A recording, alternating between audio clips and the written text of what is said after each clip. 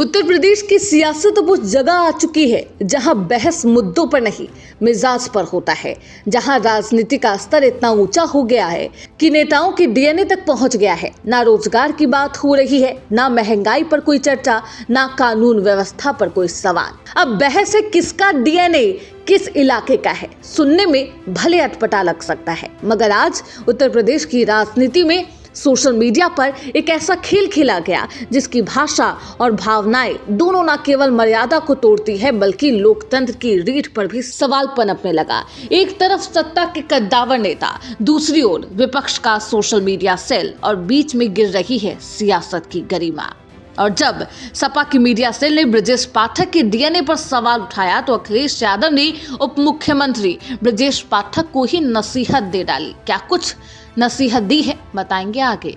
UP की सियासत अब उस रेड लाइट तक आ पहुंची है जहां बहस विचारधारा की नहीं, डीएनए की बात होने लगी और हमला नीतियों पर नहीं, निजी अस्मिता पर हो रहा है। जहां कभी बहस हुआ करती थी बेरोजगारी, महंगाई, कानून व्यवस्था पर, अब उसे भूल जाइए और अब यहां पर डीएनए की बात करिए।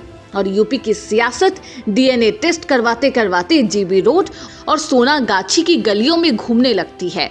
मामला उत्तर प्रदेश के डिप्टी सीएम ब्रजेश पाठक पर समाजवादी पार्टी मीडिया सेल की ओर से की गई अभद्र टिप्पणी का है। एक ऐसा पोस्ट जिसमें न केवल उन्हें डीएनए टेस्ट कराने की सलाह दी गई बल्कि उनके डीएनए का पता भी बताया गया, सोनागाछी और जीबी रोड जैसा आपत्तिजनक संदर्भ देकर।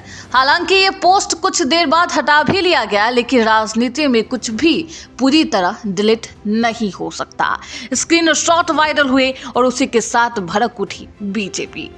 इतना सब होने के बाद समाजवादी पार्टी प्रमुख अखिलेश यादव का भी बयान सामने आता है, लेकिन निंदा करने की बजाय उन्होंने उल्टा ब्रजेश पाठक को नसीहत दी है। उन्होंने कहा कि पार्टी के कुछ कार्यकर्ता आपकी अति अशोभनीय टिप्पणी से आहत होते हैं और आवेश में आ गए।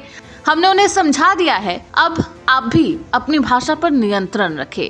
अखिलेश यादव ने लिखा, हमने उत्तर प्रदेश के उप मुख्यमंत्री जी की टिप्पणी का संज्ञान लेते हुए पार्टी स्तर पर उन लोगों को समझाने की बात कही है जो समाजवादियों के डीएनए पर दी गई आपकी अति अशोभनीय टिप्पणी से आहत होकर अपना आपा खो बैठे।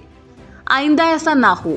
हमने उनसे तो ये आश्वासन ले लिया है, लेकिन आपसे भी यही आशा है कि आप जिस तरह की बयानबाजी निरंतर करते आए हैं उस पर विराम लगेगा। आप जिस स्तर के बयान देते हैं वो भले आपको अपने व्यक्तिगत स्तर पर उचित लगते हो, लेकिन आपके पद की मर्यादा और शालीनता के पैमाने पर किसी भी तरह उचित नहीं ठहराए जा सकते।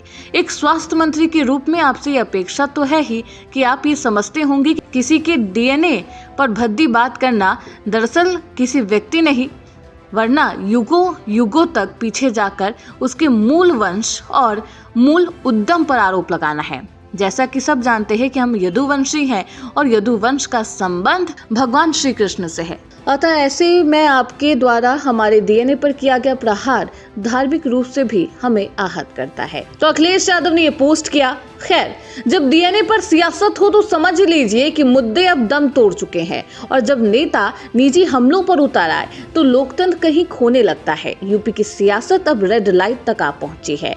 अब देखना ये होगा कि इसमें आगे ये सियासत किस गहराई तक जाएगी और क्या कोई मर्यादा बची भी है या फिर नहीं। Bureau report, Hindustan 9 news.